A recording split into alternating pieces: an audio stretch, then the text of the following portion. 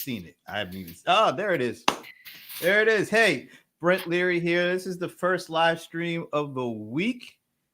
It's going to get off to a really good start because, at the BBC, not the dudes over in England.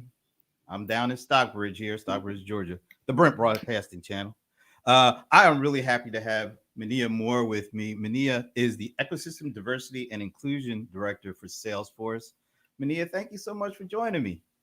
Thank you for having me, Brent. I'm excited to be here on the BBC. I have to tell you, growing up, I did watch the British BBC. One of my favorite shows back in the days was called, I forgot what the name of the show is. But anyway, I'm a fan of BBC, but a bigger fan of the Brent, what is it? Broadcasting Channel? Broadcasting Channel, yes. Hey, it's all good. I also a fan of the old school BBC too. In one of the shows that I still watch, Doctor Who. So Doctor Who. Yeah. Yes. And now they've been coming up with some new programming as well, bringing it back. So absolutely, so excited. So, but I'm excited to have you here. And perfect timing because this just seems to be so many things going on. Last year I had a chance to talk to Craig Cuffey. Of course, he's Chief Procurement Officer over at Salesforce. It was right after the George Floyd situation, and we had a chance to talk about some of the initiatives that Salesforce is putting in place. I don't know. There was already a lot of thought going on with Salesforce around diversity and inclusion before that, but things seemed to accelerate because of the George Floyd situation. But before we jump in too far, can I get a little bit of your personal background? Because you did a lot of things before you got to Salesforce. Quite honestly, it's funny you brought up Craig because he was the reason why I came to Salesforce. Actually, he recruited me out of my former company and brought me over to Salesforce to launch their supplier diversity program. So I have a lot of respect for Craig and have known him for quite some time because we were both in the tech industry, have been in the tech industry for quite some time. And my background is actually in supply chain management and procurement. I've been in tech for over 2 decades. I like to say that I started when I was 12 years old. They didn't care about child labor laws back then. And my first job actually out of undergrad, I lived in Boise, Idaho, working for an OEM.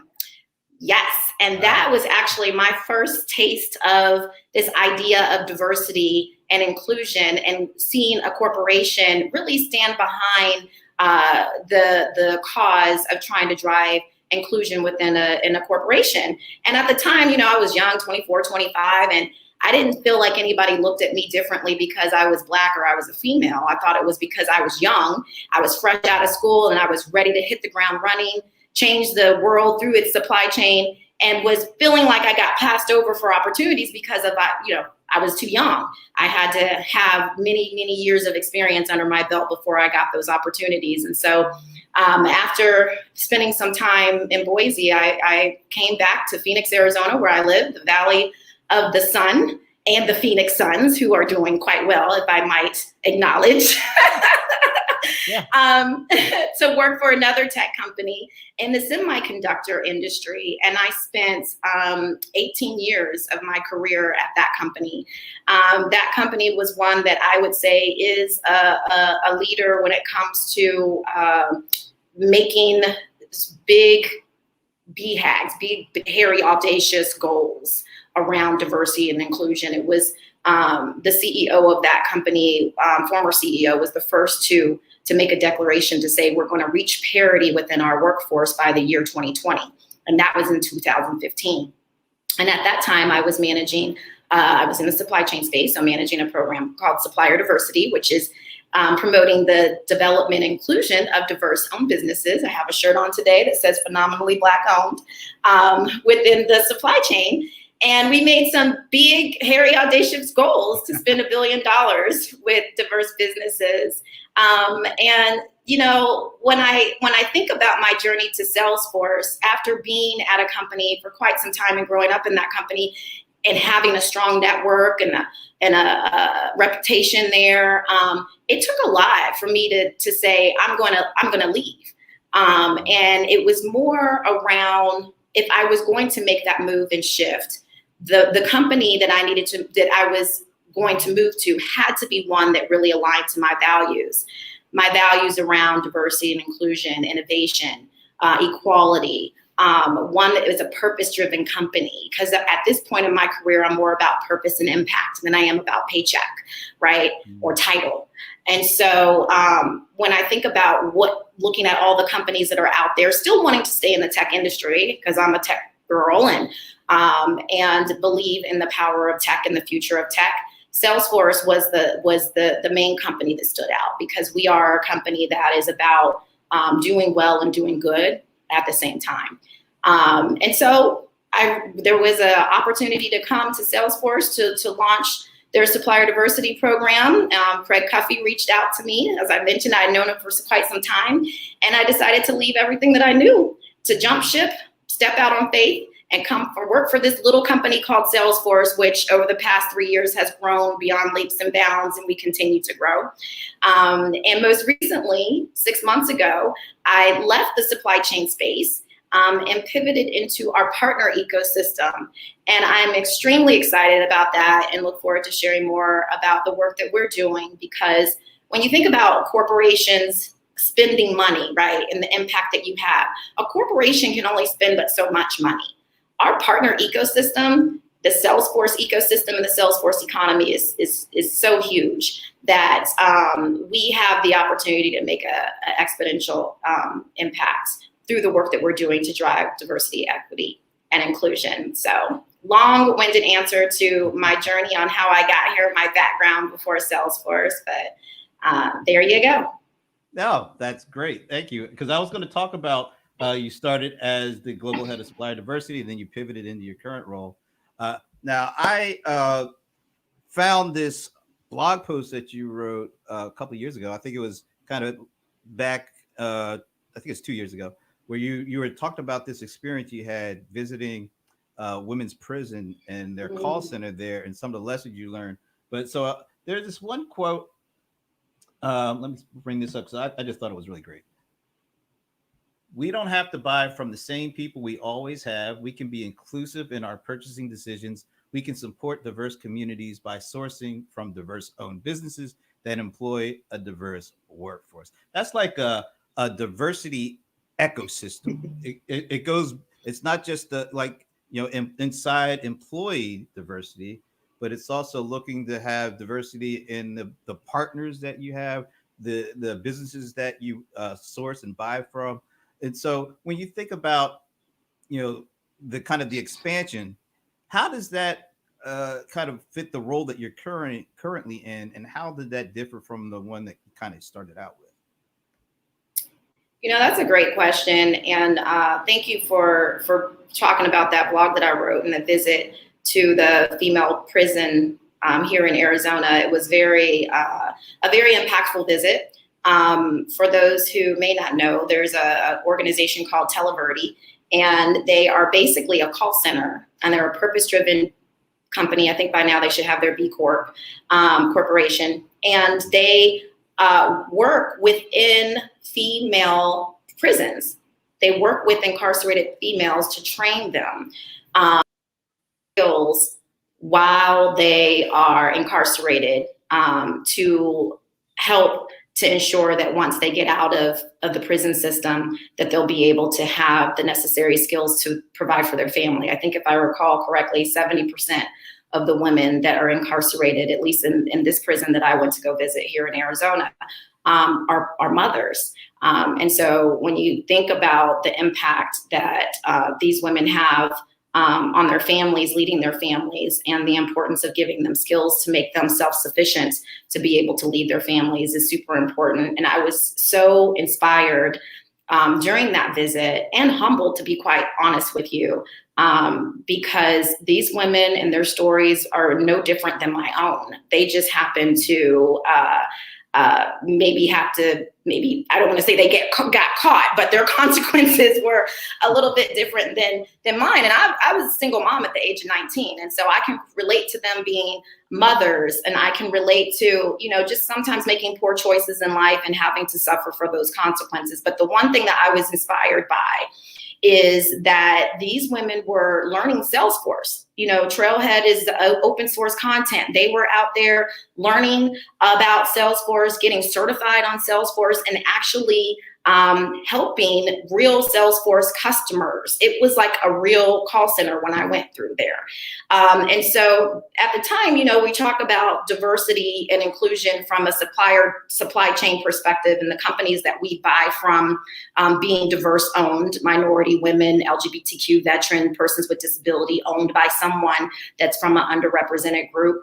And this was the first time I was introduced to this idea of impact sourcing, that you can even make decisions to purchase from and do business with companies that share your same value and that have embedded in their mission, in their vision, in their DNA of their company, similar to how Salesforce has in our DNA, the 1-1-1 model and equality being part of our core values.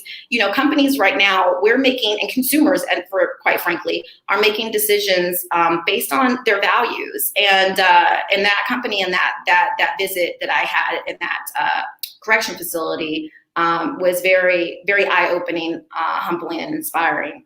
How I feel like how we're different now in the work that I'm doing in the partner ecosystem is because, again, a part of the role previously and the work that I was doing in procurement was, I don't want to say it was narrow, but it was more narrow focused than where I am today, because we were just looking at what can we do with business enterprises, right? How do we support and drive diversity and inclusion with organizations that are majority owned, 51% owned, operated by someone classified as diverse? Now in the partner ecosystem, we are looking at similar, like how do we support Black owned businesses? How do we support women owned businesses, Latinx businesses, LGBTQ, diverse owned businesses, or businesses from underrepresented groups, those that are majority owned. But we also opened up that definition, if you will, to recognize organizations that are founded and business enterprises that are founded by someone from an underrepresented group. And in addition to that, we not only are supporting how we help the partners within our ecosystem grow, but we have a very strategic focus through our Talent Alliance program on how we're reskilling and up-leveling those that are diverse within our Trailblazer community and with our ecosystem, and actually connecting them to job opportunities within our partner ecosystem and with some of our customers. And so this piece of accelerating business growth and supporting diversity and inclusion within, or equality within the workplace, coupled with the work that we have the opportunity to do in the marketplace, we bridge that through the partner ecosystem, which is what really excites me, because if you think about, as Salesforce grows, we're on the trajectory to hit 50 billion, and I think that we might have even come up with some other projections that we're growing even faster than that. And then you think about what we enable through the Salesforce economy with so many job opportunities and such a great, generating so much revenue. It's not just about Salesforce, but it's the whole ecosystem, and we have an opportunity to really make an impact there. So that's what excites me, because when I think about the purpose and the vision overall of the work, what's the impact and what we're trying to do? Personally, for me, it's about generational wealth in underrepresented communities, and through entrepreneurship, through ownership, through investing in companies, and through job creation, we're able to really make an economic impact, I believe, and address some of the inequalities that exist today. So it really sounds like to me, and I really tip my hat to Salesforce. Traditionally, you think of kind of supplier diversity, it's like kind of off to the side, not necessarily integrated into the core business. It kind of relegated to the sidelines. It kind of feels like. But what you're doing and what Salesforce is kind of position is, it's fully integrated at this point. It's just another part of the business. it's not separated from the business. It is fully integrated. And I wanted to pop this up because I think it kind of does stem to this. This is Mark Benioff, 2015. It was easy to find this tweet. It's like 6 years old. But I found it. The business of business is not business. The business of business is improving the state of the world. Stakeholders equal new shareholders. So does this set the tone for kind of what you're doing and the approach moving forward that Salesforce has to inclusion, inequality, kind of not separate, but fully baked into the core of the business? Absolutely. I totally believe in this quote here. And as I mentioned earlier, it's about purpose and impact. And I believe that corporations, we have a responsibility to do well while doing good. And those two things aren't mutually exclusive. You could do both, you know, and in the space and some of the, and if I could be just quite transparent with you and honest with you, in my past, when I've advocated on behalf of equality, not so much in Salesforce, but in my past, advocating on behalf of equality, a lot of times it comes with this notion that the work that we're doing is more charitable, right? Philanthropic, right? I remember one time talking to a female CPO who said, well, we have to figure out why these women-owned businesses can't compete. And I had to have the conversation with her and say that it's not necessarily about they don't have the ability to compete or they don't have the qualifications. It's that they don't have the opportunity and the access. And that's really what we're doing, right? We're using our platform to drive equality in ways that just make business sense. And if you think about that from a technology perspective, technology is all about innovation. How do you get innovation? You have to have different folks at the table with different perspectives, bringing different solutions and looking at the problems from their different angles to come up with the ultimate solution. You can't be the next greatest company or come up with the next best technology without ensuring that you have diverse perspectives, diversity, and an inclusive mindset. You can't do that. And so we have an opportunity, especially through the work that we're doing within the partner ecosystem, and Salesforce is just strategically positioned. It's funny, my former company was a customer to everyone. Salesforce is a supplier to everyone. We do business with everyone. And you know, it's like you go talk to a company and they're like, oh, I use Salesforce. It doesn't matter if you're a small business or a big business, right? And so we have this powerful position within the technology industry, I believe, to really be able to promote what that looks like and make an impact in the overall tech industry. And we have a responsibility. And many of our fellow companies do as well, colleagues do as well. So I'm excited that you know, we work for a company where our founder and our leader, Mark Benioff, believes in that, because it's not just about words, it is about action. And even my role in particular is an example of how the company has really taken action and invested in ensuring that we are being intentional about this and really leading the way to make an impact to these communities. Let me pop up this question from one of my regulars here. Does diversity also include things such as age and education? It's a great question, and I would say the answer is yes. Diversity includes gender, it includes race, ethnicity, it includes, like I mentioned before, LGBTQ, persons with disabilities in the United States, and includes veteran status, and it definitely includes age and education. And some ways that we're including that, it's funny because when you talk about age, our program is global. We have a strategic focus right now with this first year, building year. I've been in the role for 6 months, focusing on the United States.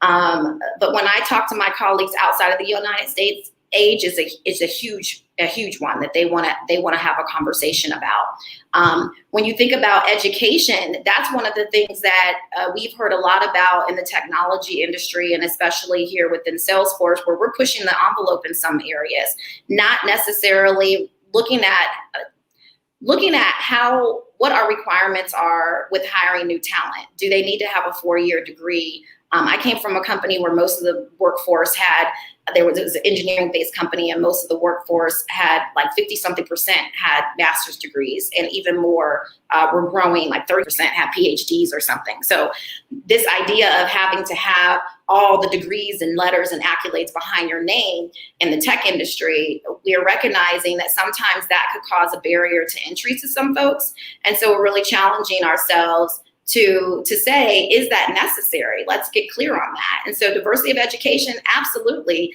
is important. And we're pushing the envelope in some areas and challenging ourselves in other areas to see how do we make sure that while we're on this journey to equality, that we recognize the inequities that exist. What impact did the whole George Floyd situation have on kind of what you guys were doing at Salesforce? Did it just accelerate things, or did it expand and accelerate things? But what overall impact? And maybe it's not just George Floyd, but all the different kind of social things that were going on that kind of came to the head at the George Floyd situation.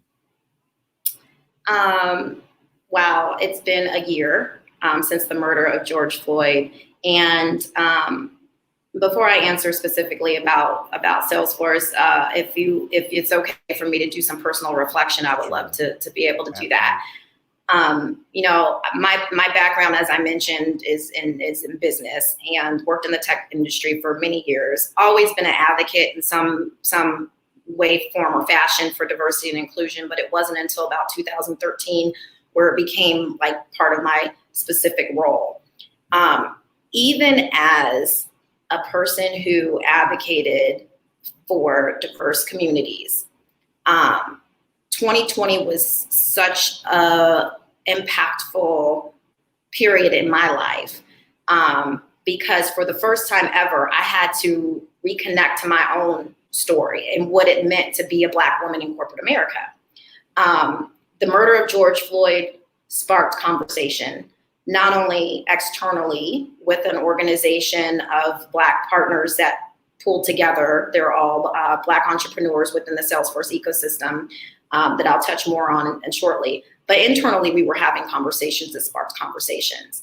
And for the first time, I had to talk about like what it meant to be a Black woman in corporate America, how I myself had to filter and check a piece of myself at the door when I swipe my badge to go into the door, or when I log into my computer, to assimilate into the environment, because I don't want to be too Black. I don't want to show up as the angry Black woman and have an attitude, too direct, right?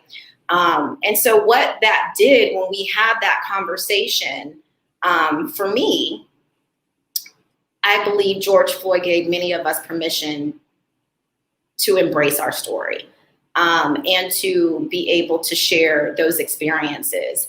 Our colleagues opened up their ears and their eyes and were really intrigued to want to know, how can they help?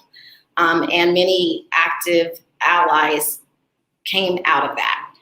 So that was the kind of stuff that was happening internally. And one of the things that I always say about millennials is that they are unapologetically Black. I have a 26-year-old, and I remember she would post things pre-George Floyd on Facebook about this stuff and that stuff. And I remember thinking, you shouldn't be saying that, you know, in the back of my head, like, watch what you're saying, and that stuff will come up. But you know what? In 2020, I posted Black Lives Matter. I posted Sue Me. I was singing the song, Sue Me, I'm rooting for everybody is Black, right? Because, you know, you come to a point where enough is enough, and we have to recognize a lot of the inequities. And so that idea of being authentic and being your authentic self, I got further permission to be able to do that.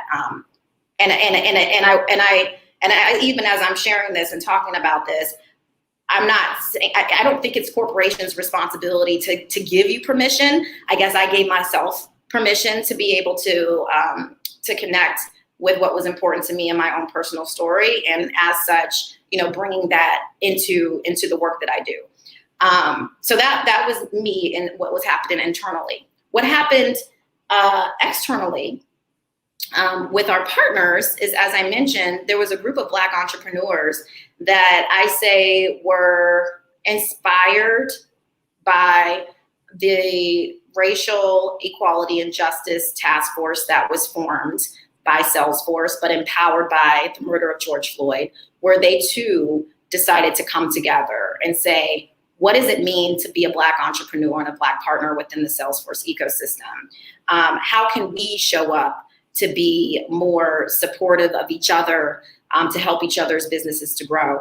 And it was a month before, it was the week I actually accepted this job, October of 2020, a month before I officially started, that they had a town hall. And in that town hall that they put together in partnership with Salesforce, our colleagues, they were just sharing what it's like to navigate the ecosystem as a Black entrepreneur, and how, the value that they bring to Salesforce and the customers that they're engaging with.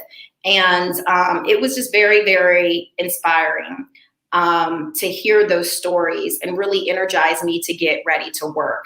And I would say that even my role in the investment that was made in my role was something that it's not just because of the murder of George Floyd, because there was a lot of work that was already happening in the ecosystem and within my organization, a lot of folks that were already doing some work in this space.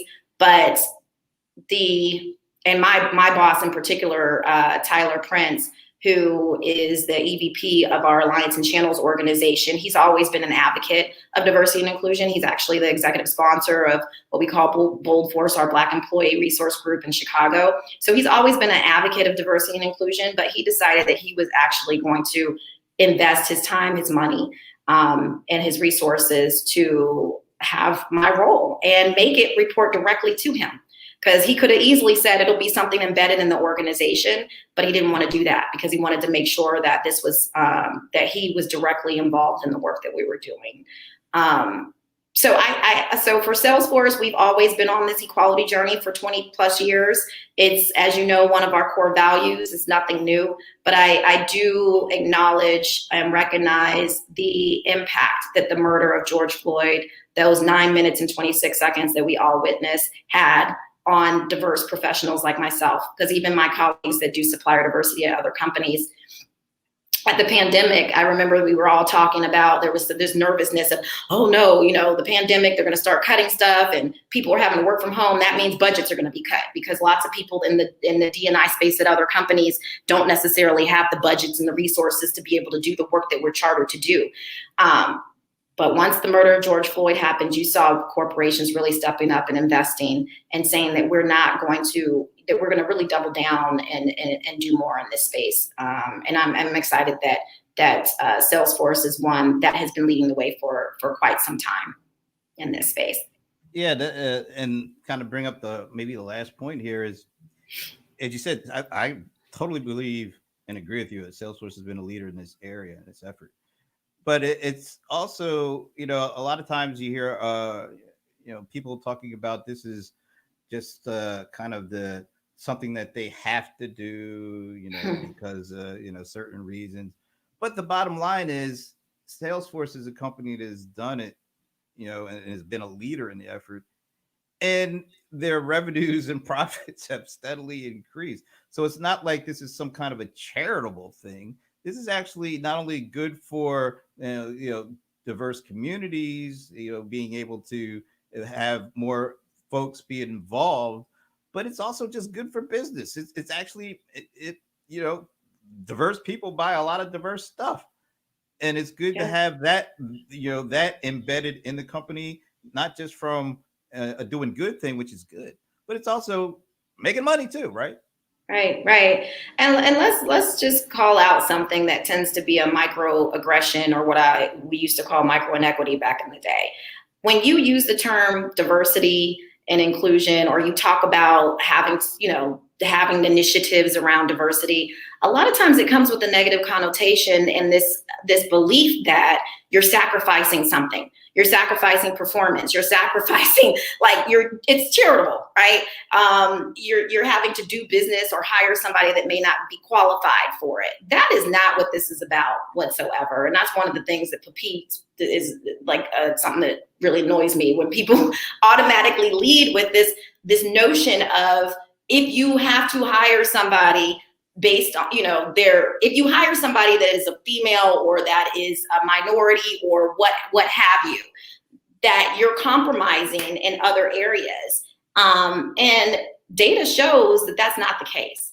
You have companies that more women on boards that are higher performing, corporations with more diversity, as you just mentioned, and that have this embedded in their DNA are typically those that are outperforming, including Salesforce.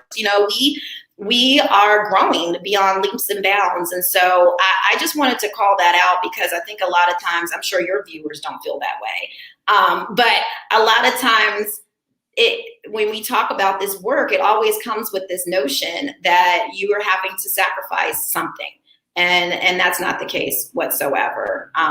Businesses can be in the business of doing good, and you can definitely drive diversity and inclusion without sacrificing performance. As a matter of fact, those who don't are going to be the ones that are left behind, to be quite honest with you. And that's my belief. And let the church say amen. Amen. I'm there with you. It always feels funny. Well, some companies treat it separately, treat it like it's that, but looking at how Salesforce has embedded it into the foundation of the organization, you can't say that it's just, a side thing, or it's just that something we have to do if it's embedded and the revenues keep increasing. So it sounds like it's more than just something that, we need to do. It sounds like it's something that you should do because it's actually good for business. It's the smart thing to do. It's the smart thing. Minea, this has been really great. Where can people learn more about some of the things that you're doing and what Salesforce is doing in this area? Great question. You can follow us. So we're on LinkedIn Live. You can follow our Salesforce partner Force channel on LinkedIn Live. We're also active on Twitter. Feel free to follow me as well. You can look on our App Exchange. Actually, I want to take a moment to shout out our App Exchange for those who are looking for diverse partners, consulting partners, and ISV partners. Check out the Salesforce App Exchange. We can put the link in the chat. Hopefully somebody can put the link in the chat so that folks can be able to get to those areas. And that's where you can find consulting partners and ISV partners that are certified on Salesforce. Yes, find out more about the Talent Alliance and our work that we're doing there. My colleague Molly Lorenz has put the link in the chat. And I want to also shout out, if you have any entrepreneurs there that are in the space, in the room, and that listening today, that we have a build cohort through our Accelerate program. So if you are interested and have an idea of building a business and an app, creating an app on Salesforce, we have a session that's coming up in August, I believe. And so the application is out there. We'll make sure that we get that to you as well. So many different channels and ways to follow us. And I just appreciate this opportunity to chat with you again, Brent. I said it before we went, so I'm going to say it here, even though you probably don't want me to, that I have been following you for some time. I count it an honor to be able to sit here and talk to you today. And I just really have so much gratitude for the work that you're doing and how you leverage your platform to talk about diversity in tech. So thank you.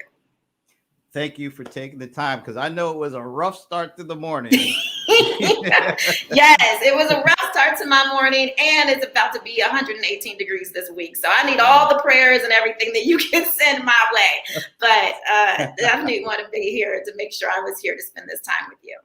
Thank you. And by the way, I always hear when it's 118, but it's dry heat. So does that matter with 118? No, 118 to be. I've been here for many years, and I don't think you ever get used to it. You go from an air-conditioned house to an air-conditioned car to the air-conditioned store and back. So yeah, the temperature is unbearable. I just got back from a vacation in Lake Tahoe, which was cold, but I welcomed the cold because now I'm back to the heat. But let me shout out again my Phoenix Suns. Even if they don't make it in the last couple of seasons, series that they have, I am just grateful that after 11 years that they are where they are, because I really haven't been really watching them since Barkley and Steve Nash days. And so now, I know, now with Chris Paul and with Booker, I'm Better like Booker. cheering. Yes, they are doing a really good job. And it's hot in here, but so are the Suns. So I'm All excited right. about Well, it. you keep try to stay cool while you cheer for the Suns. And thanks again. And definitely would love to do this sometime in the future if you're up for it. Yes, I am. And hopefully in person. Oh, all right. Yes. Everybody just heard that, right? Okay. All right. Safely Thanks. in person at some point. Okay. Thanks again. And thanks everybody for checking this out. I'll actually be back in the next couple of minutes because I have a special show that just kind of popped up because something just kind of popped up. You'll have to tune in at 2 o'clock to find out. Thanks again. And I will talk to you guys soon.